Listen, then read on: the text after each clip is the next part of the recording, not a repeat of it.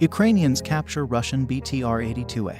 Use it to attack Putin's forces. As per latest updates, Russian forces continue to use IEDs to inflict casualties, lower morale, and restrict Ukrainian freedom of movement. As the Russia-Ukraine war enters day 46, fierce resistance from Ukraine's defenders has captured Russian BTR-82A. As per latest updates, Russian forces continue to use IEDs to inflict casualties, lower morale, and restrict Ukrainian freedom of movement, the UK's defense ministry informed. As of March 22nd, Ukraine has captured at least 117 Russian tanks.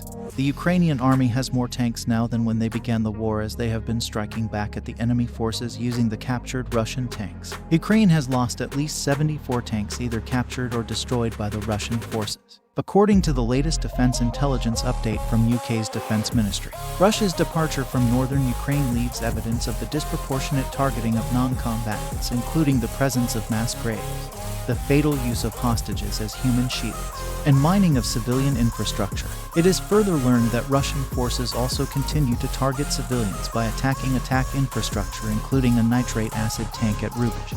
It is to be noted that about 300 wounded Russian soldiers were evacuated from Ukraine's Volnovakha as the war intensified. This came after Kremlin spokesman Dmitry Peskov had told that Russia had suffered a significant loss of its military troops in Ukraine.